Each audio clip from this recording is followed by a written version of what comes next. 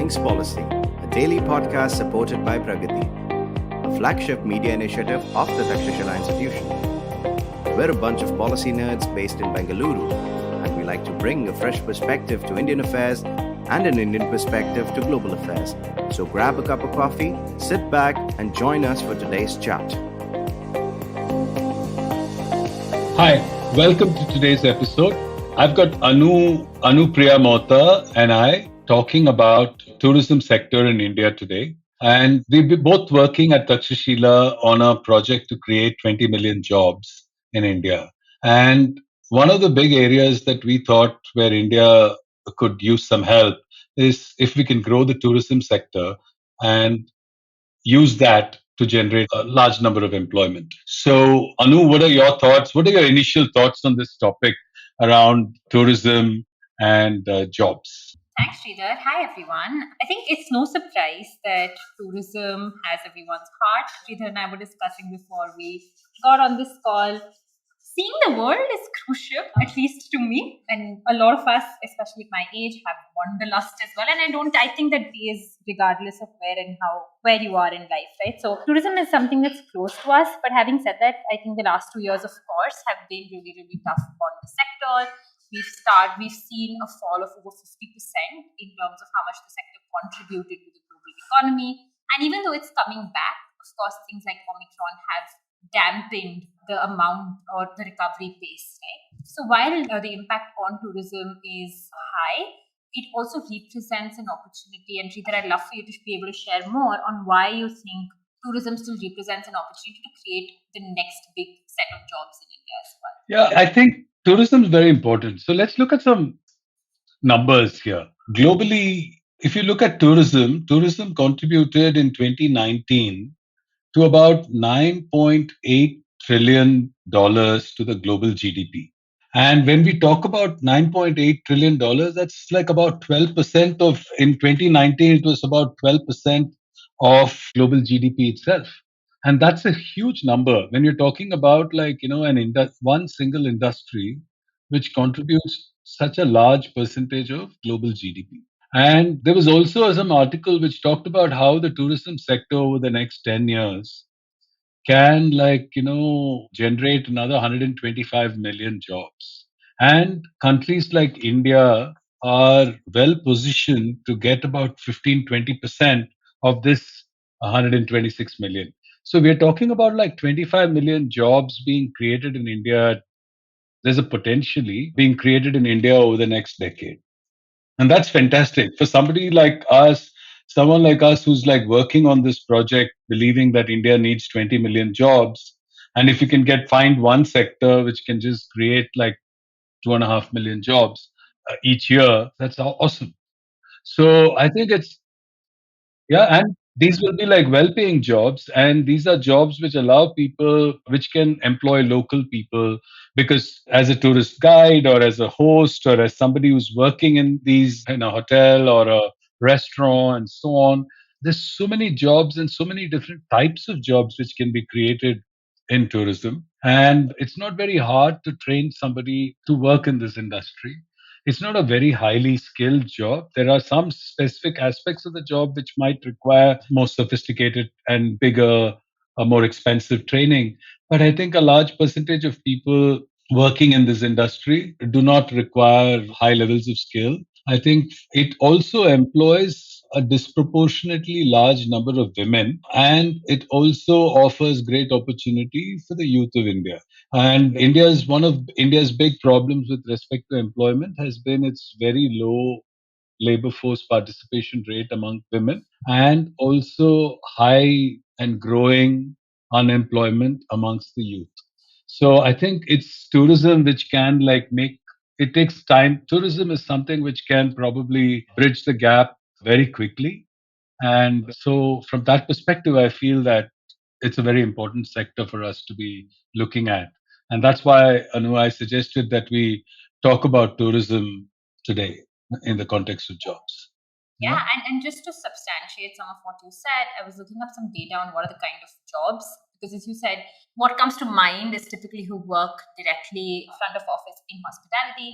Having said that, a range of roles are required across tourism, right? From sales associates to chefs to engineers, which apparently are the most popular roles in the industry today, followed by housekeeping staff or travel agents. And what's interesting though is there is a huge demand for freshers, which is entry level jobs between 0 to 3 years, followed by people with more experience, which to your point validates the fact that this could be one of those industries that employs a lot of youth. And it's also expected to grow in terms of how much it contributes to India's economy, compared to 6.7% today to 7.2% of the total economy in the future. So, Sridhar, Yeah. it seems that from everything that we're saying, tourism is a good bet, especially for people like us who are working on this project. But how are we doing before this? Has tourism been a big, moneymaker for us? Yeah, okay. So tourism at its peak in 2019 contributed almost $240 billion to India's economy. It's a very significant share. So we are talking about over at that point, probably like 10% of India's GDP was contributed to by tourism. So it is an important industry in India. But let's look at it from another perspective, right? India gets around at its peak, it got about, I mean, depending on which data you look at, I mean, the best data I looked at told me that India got about 18 million tourists in 2019 or 2018 or 2019, right? While at the same time, France got 90 million tourists, UK got about 40 million tourists. When we look at numbers like that, and if we look at globally, over 1.3 billion people or something travel that. So we're talking about India getting about 1.6% of all the tourists in the world. That's all India has been getting, right? India has been getting about 1.6% of the tourist traffic in the world. What can we do to, if we can increase that percentage in proportion to the size of our country, the variety that our country offers? I mean, we've got everything from the Himalayas to fabulous beaches to, like, historic monuments to holy places to beautiful rivers and sorry, and weddings. I mean, Weddings. yeah, you've been talking a lot about weddings, Anu. I mean, you must tell me why. There's no news to announce yet, Sridhar, but weddings are a big cultural attraction. And to your point, there's culture, there's geography, there's so much in India. Yeah, Um, that's true. That does, like, beg the question about, like, why is India not tapping its real true potential when it comes to tourism? So that's one. And then if you look at another interesting statistic is that India has a very large domestic tourism sector, right? Very large number of Indians travel. And when they say they travel, I think, like, how do you calculate count somebody as a tourist or not is very hard. So I think the way the government does it is to look at anybody who travels anywhere, gets into a bus, goes out of their town, or gets into a train and travels somewhere or whatever. But we have about 677 million domestic tourists and, like, maybe less than 10 million foreign tourists at the moment today, right? So, I mean, we're talking about like some 1% of our overall tourists are foreign tourists. But if you look at their contribution to GDP, the foreign tourists contribute about 15% of all the revenue that the tourism industry gets. So, this 1% of the total number of tourists in India who are the foreign tourists, they actually contribute about 15% of our tourism sector's revenue. Therefore, attracting foreign tourists is a very good way of growing our sector. And because it's also more sustainable, because you have fewer people, and those are people who will come in and spend more money. Therefore, it does, like, fewer people means less damage to the environment, right? I mean, I'm just going about it from that perspective. It may not always be true, but I'm just saying that fewer people can contribute a lot more. Somehow it seems easier to get another million foreign tourists than to, in order to get equivalent revenue growth in through domestic tourists, we might have to get like another 20, 30 million Indians to travel, right? Yeah, you're right. It could be a volumes game. Having said that, Yeah, Sridhar, I'd like to think we live in a post-COVID world, and I was yeah. looking at some of the numbers in terms of what happens in markets where there is a reliance on foreign tourists. And Mm. no surprise, domestic visitors actually corresponded to a stronger recovery post 2019, 2021. And markets like Thailand, Singapore, Greece, which had a huge reliance on international visitors, actually saw recoveries very greatly simply because Yeah, of travel restrictions and things not absolutely. going back to pre-pandemic. So I do think there's value, especially as India's domestic tourist market also grows with disposable income growing, propensity to travel growing. As I very ineloquently put at the beginning of this podcast, is tourism is something that's close to most people's hearts across age range, economic, socioeconomic range, etc.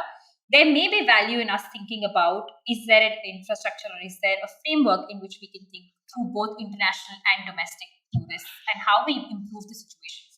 Yeah, absolutely. Accept what you're saying that, domestic tourism has helped in a faster recovery for a country like India, while countries like Singapore, etc., are finding it even more difficult to recover, for their sector to just recover. And I mean, it's true even of the UK, I mean, for that matter, right? I mean, UK is used to have 40 million foreign international visitors every year.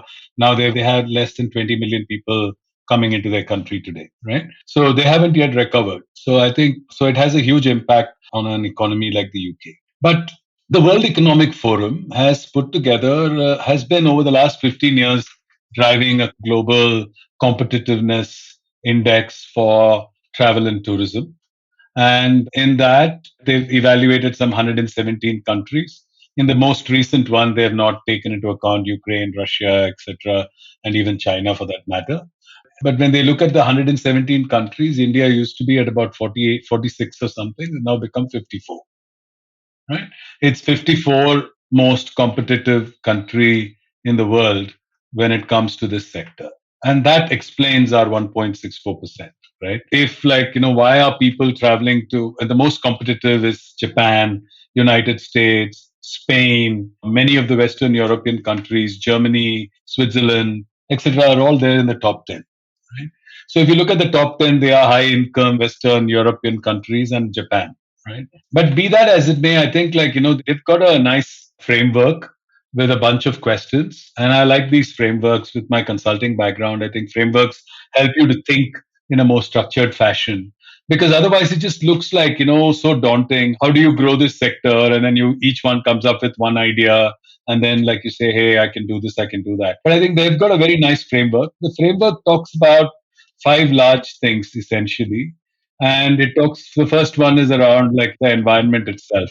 So what is the environment? What's the business environment? How is it? Is it safe and secure for people to travel in your country?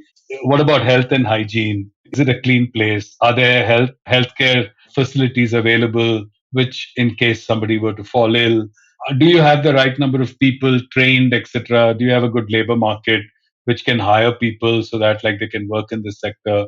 And also today increasingly about how digital are you, and is it easy to get your visa digitally? Is it easy to book tickets to your country, book hotels, book train tickets, and so on, and various things, right? So how digital also so that environment is a big factor. The second thing in the framework is around what is the government's policy towards travel and tourism, and what are the enabling conditions the government provides, which they measure it in three different ways. They look at, one, does the government prioritize travel and tourism? Is it being talked about in your budget speeches and by the senior politicians? Do they talk about creating jobs? When they talk about creating jobs, do they talk about tourism as a big sector? When they talk about developing, growing GDP, do they talk about tourism? I think these are things that's important. How much does tourism get mentioned in politicians' speeches? And then it's about the real thing. I mean, how easy is it to get a visa to visit your country? I was just talking to somebody, a friend of mine said they're moving to Hong Kong. And I said, hey, that's cool because, we can visit you without any difficulty. You can just, there's no visa required, right? So the first thing that you think about is, well, if I want to go visit my daughter in London, it's like I need to apply for a visa. I've got to give a huge amount of information in order to get the visa, etc. So it becomes more difficult. So I think, can you get visas? Do we easily for people to visit India? And I'm told it's not easy, right? So when I've had so many people who visit us from the US and other places, business travelers, and they don't find it very easy to sort of quickly get a visa. But now it's sort of things are opening up. There are a large number of countries for whom there is visa on arrival in our country and so on. But this is a factor that impacts, it's an important factor which drives tourism. The other one is around price competitiveness. I mean, is it like, does does India offer value for money? Is it a highly taxed sector and so on? The third one is around infrastructure. I think, do you have good airports and ports and ground travel facilities and tourist service infrastructure and all that in place in order to facilitate tourism? Then there are some basic ones which are a little more difficult to influence. That is like, what are the demand drivers? I mean, India is blessed with fabulous natural resources. We talked about it earlier. We talk about great beaches. You've got like, mountains, you've got the plains, you've got the rivers, you've got all kinds of things. I mean, nature's really been generous when it comes to India, and it's we have, but how you keep them and what you do with them, do you keep it clean, etc. I think coming back to point number one will sort of impact it. But otherwise, I think we do have that.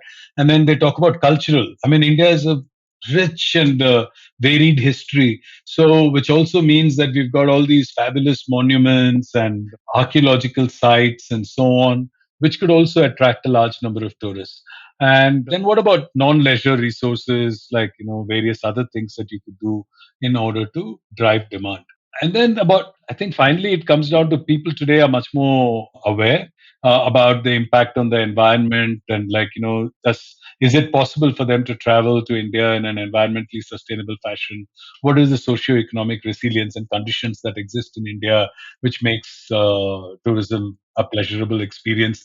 And also, what is the impact of travel and tourism on local economy, the local resources? I was just reading about Spiti, where they had only one government hotel or something a few years ago, and today there are 100 hotels in Spiti, 100 places where people can stay. They are running tankers, are supplying water to all these places. Ladakh used to have 30,000 tourists in a year. Now they have like some 400,000, 500,000 people visiting, and it's causing a big strain on the environment, and it'll become an unpleasant experience and sort of suddenly become no longer a great place to visit, right? So this is the overall framework on which this World Economic Forum has been evaluating different countries, and they came up with a ranking, and that ranking shows that India is at 54, which is something that India needs to fix. And I think, like, by fixing a few things, India can sort of get ahead. I think that's really about the framework. Yeah. No, this is an awesome framework, Sridhar. And as you were chatting through it, I was just thinking of what's a country that maybe we can take inspiration from, because on the same framework, Vietnam has crept up quite a bit. I was just talking to a friend this Friday. We went out and he was telling me about how they're going to Vietnam next week. And it's just, I've seen so many people there, and I was just wondering what they've gotten right. And it's most things against this framework, right? Initially, it was seen as an adventure destination, something for foreign West tourists to actually come in and experience this backpacking experience. But over time, they've made it more accessible to people from Asia Pacific, who have higher disposable income. Market players have gotten aggressive about advertising digital first options. There's a budget for everybody. There's specialty things like food tourism, thanks to Anthony Bourdain, who's made Pho famous internationally, is what I'm told. And then there is, of course, rich geographical diversity that can be experienced, right, from paddy fields to beaches to mountains, right? And what they seem to have gotten really right is also the fact that they're offering green transport options, sustainable options, and minimizing your footprint in the country, right? So as you were talking through the framework, a lot of it went check, check, check in my head. And it seems like there are lessons that India can take from our own neighbors in terms of how to do this better. Right. So should we talk maybe about some audacious ideas to improve tourism in India? Yeah, why don't you go ahead and start? No, I think it's good. I think because it's the old ones around, India, I think there are a few which are sort of basic. I think we all know and appreciate the need to make India a safer destination for, especially for single women travelers, etc. And I think that's something that we all know, but I think we're all struggling to find ways and means of doing it. I think it's not that governments don't want to make it safe and secure. It's not that the governments do not know that it has to happen. It just seems to be quite challenging for a country of India's size and the diversity to make that happen overnight. I think so. That's something that we need to work on. Health and hygiene, I think there's definitely been some improvement over the last few years. There has been a little more. I mean, it is. I remember traveling 10, 15 years ago, and public toilets were really awful. Today, we are in a position to use public toilets at various parts, at least within cities and on the highway near the toll booth, etc. The toilets are cleaner. Even the toilets in the train are like better than they used to be in the past. So I think that's sort of improving, but it's definitely nowhere close to international standards and expectations. Right. So we know that and we are trying to work towards it, but that's something to be done. I think India is quite digital. I think that part of it, I think India has done extremely well. It's become very easy for travelers to book tickets, apply for various things, etc. digitally. So I think that part is good. But I think there are some more things which can be done with respect to making it easy for people to travel, the visas and all that to be done. I think that can be done. But here's a audacious idea, as you would call it. I mean, you're talking about the visa thing, and you had some ideas there. Why don't you talk about it? Yeah, I think it was just something that came up in a conversation. Like EU has Shenzhen, makes it easier for you to travel across borders. Should India be taking advantage of the fact that we have neighbors who do really well in tourism and have a visa provision that can allow you to go across India, Vietnam, Singapore, Sri Lanka, etc. So that could be an idea, more open borders essentially, which could help us take advantage of the burgeoning tourism industry within Asia Pacific as well. What do you think? Yeah, I think that's a fantastic idea. And I think I've always wondered why we don't do that. Because I think if you look at many countries in Europe, before this Schengen visa was instituted, I think people would go and travel to the UK, people travel to Paris, they would go to France, or they might go to Switzerland. Now, because of this visa, now so many other countries in Europe are getting tourists. And because it's easy to sort of travel between countries, people just take a short train ride. Even going in for a couple of days, they go and see a new country and come back.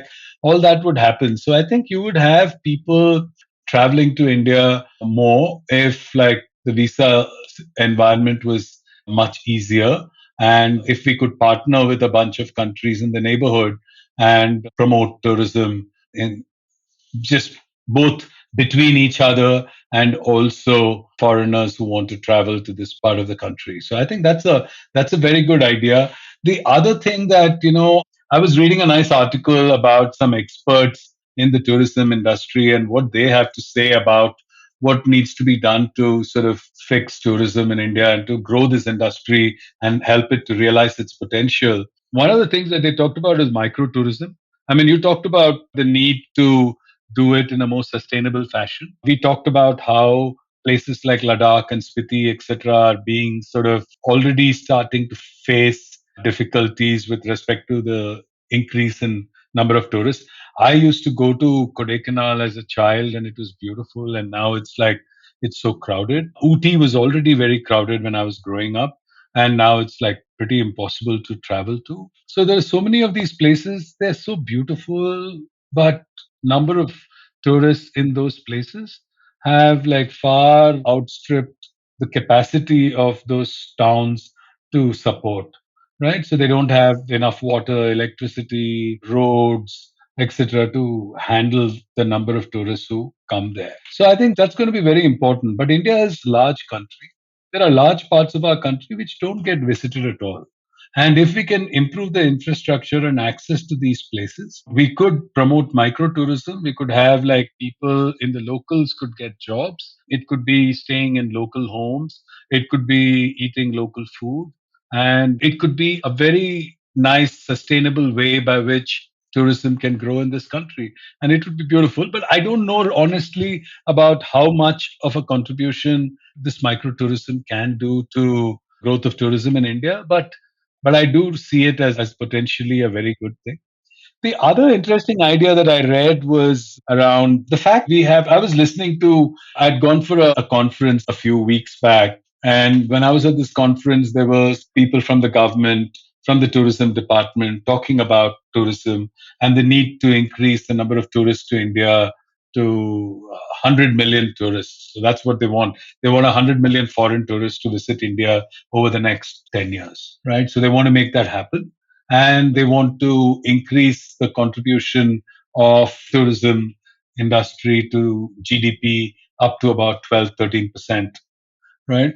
This is wonderful. And I think, it's all doable. But I'm not sure that they have all the ideas around what needs to be done to make it happen. You need more airports. The tourism industry department may not have the right to decide how many new airports will be built, right? But I think so. The industry bodies are quite active, and the industry bodies are much more in touch with the tourists themselves.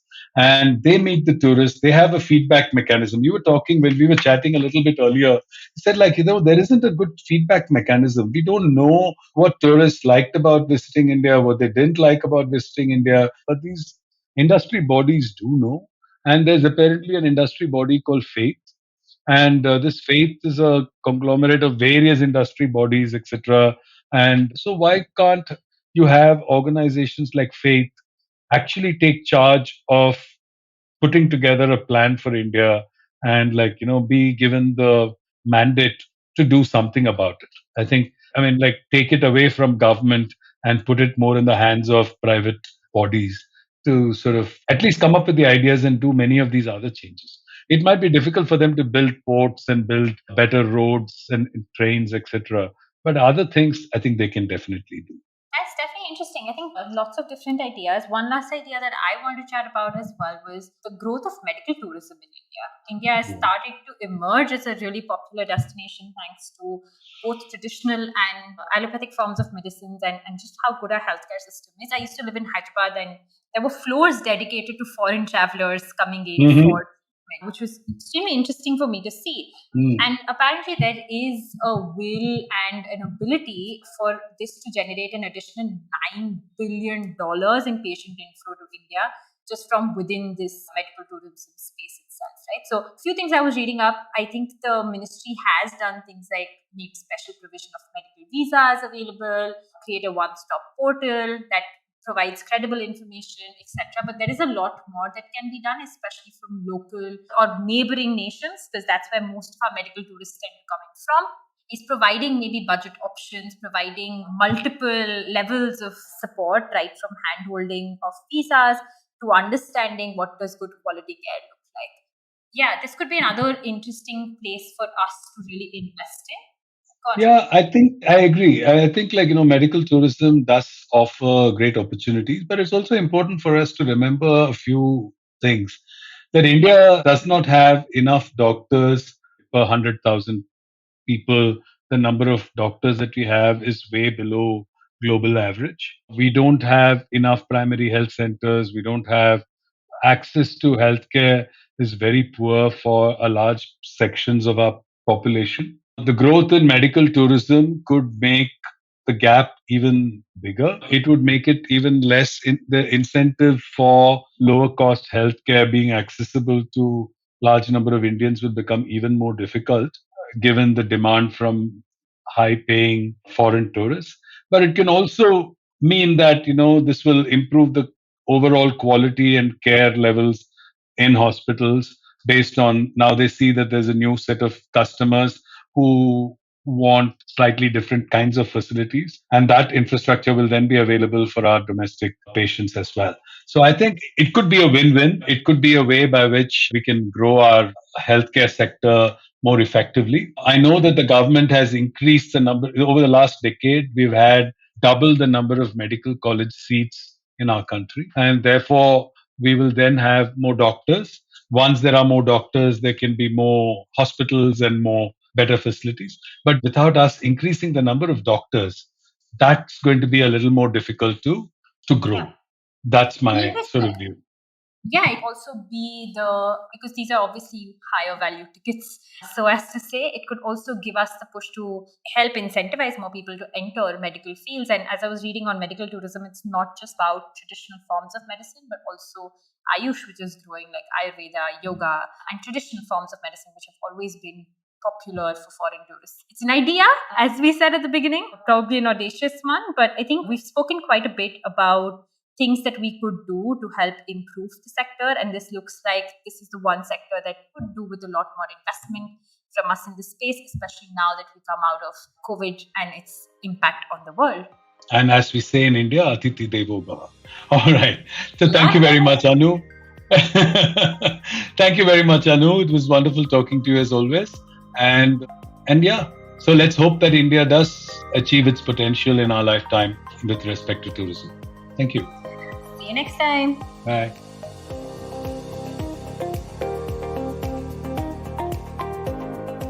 If you liked our show, don't forget to check out other interesting podcasts on the IVM network.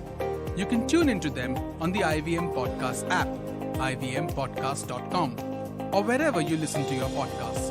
You can also follow IVM on social media. The handle is @IVM Podcasts on Twitter, Facebook, and Instagram.